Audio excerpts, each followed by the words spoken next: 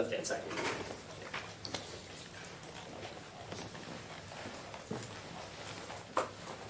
All right, good morning. We are here on Mark T. Hensley versus Juan Leo Espinoza, 24 SCS 0242. Good morning, sir. Good morning, ma'am. And you are Mr. Hensley, is that Yes, ma'am. correct? All right, and for the record, Mr. Espinoza is not present.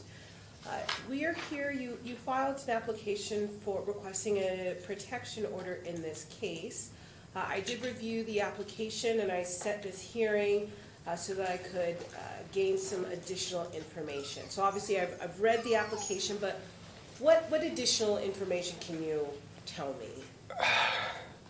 You know, what he did was the most atrocious thing. He posed as a caregiver, and then when he attacked me, I dialed 988 and pitched the phone, and he was completely marginalizing me. Oh, he's just going crazy. This is his Tourette's and all this other stuff. And was he your assigned caregiver? So he was going through the process with the VA, right?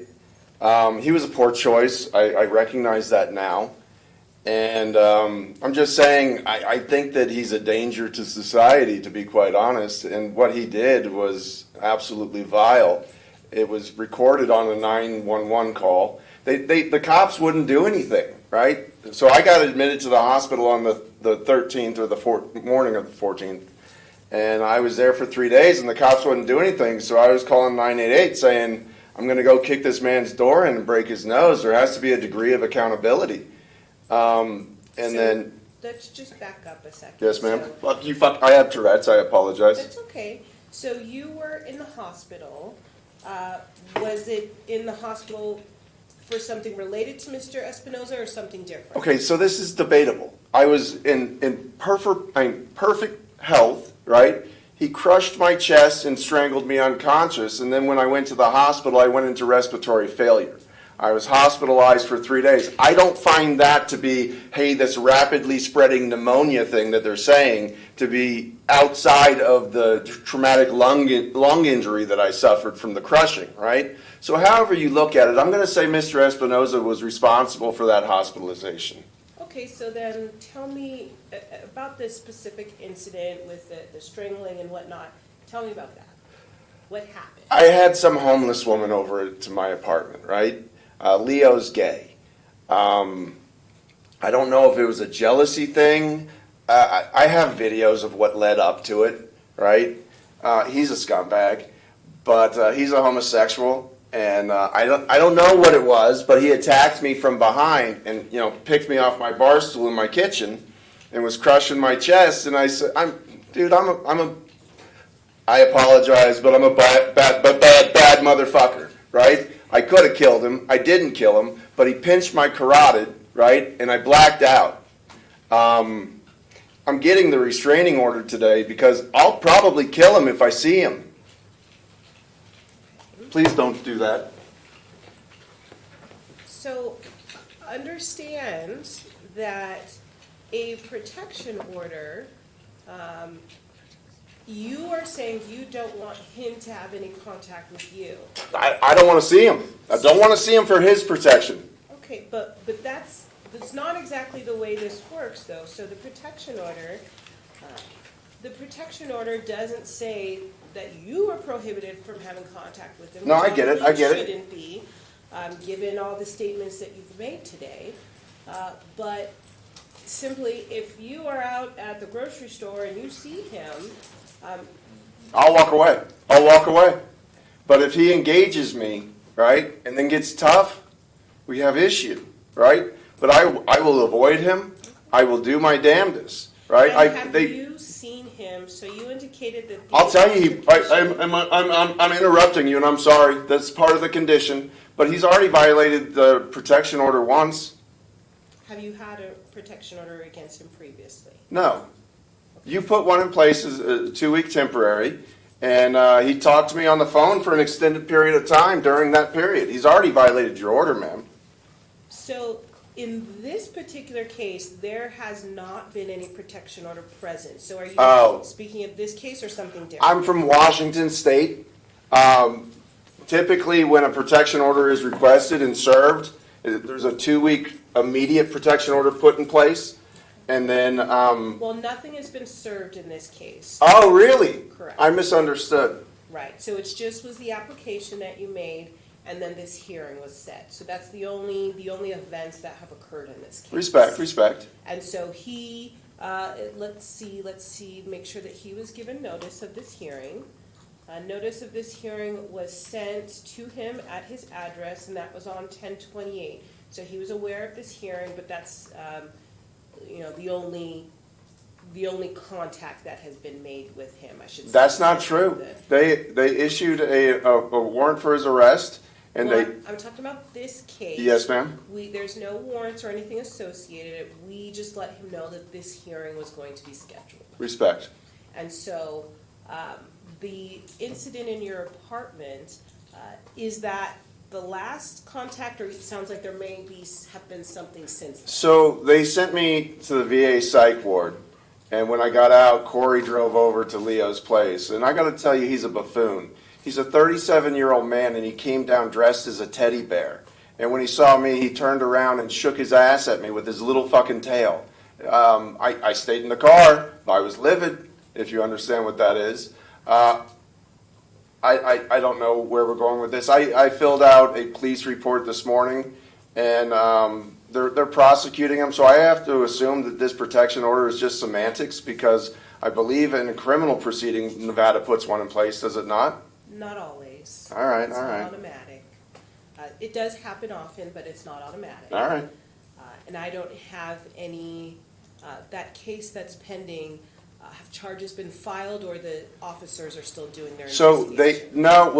both. They issued a warrant and gave him a criminal summons, and I got a call from an officer, Ballesteros or something like that, and I met him and two other officers. It was highly inappropriate at the In-N-Out Burger this morning, and I filled out a complaint, and so I don't know where we're at in this process.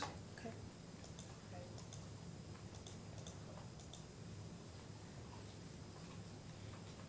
And so just for clarification, so Mr. Espinoza initially was in the process to be your caretaker, but that process is no longer. You understand why?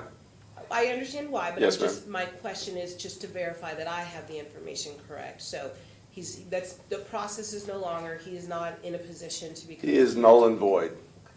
All right.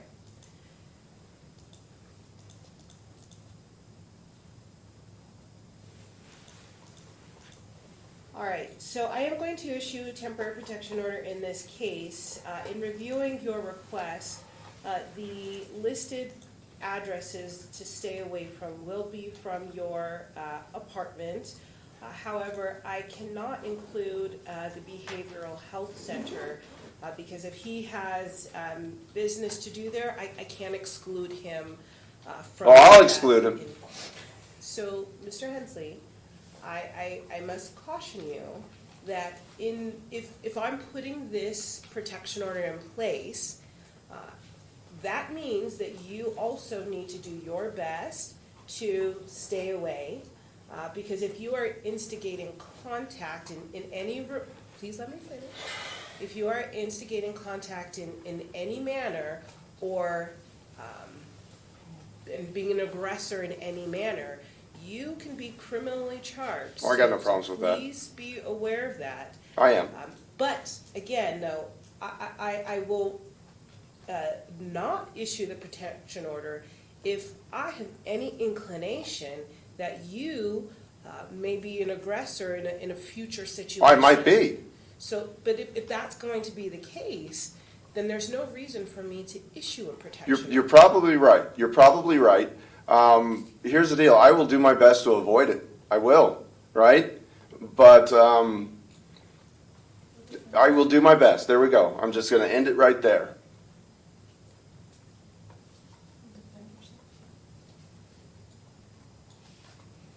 And so, since your contact with Mr. Espinoza in your apartment on 10/13, what contact has there been since then, if any? Him shaking his ass at me. I stayed in the car. Corey called him on his phone, and it was speakerphone. So we had about a 40-minute, not productive or destructive conversation, if that makes sense. And I don't know who Corey is. Corey, yeah, you don't need to. Corey is a neighbor of mine. Okay. And anyway, I'm absolutely befuddled by this case because, I was at the BHC with Leo for like 7 months, right? And you think you know somebody, but it's a different environment when you get out and they start doing their drugs again. So he changed. And I don't know where I'm going with this, but the only two places that I want protected is the BHC where I go see my shrink, right? And my apartment.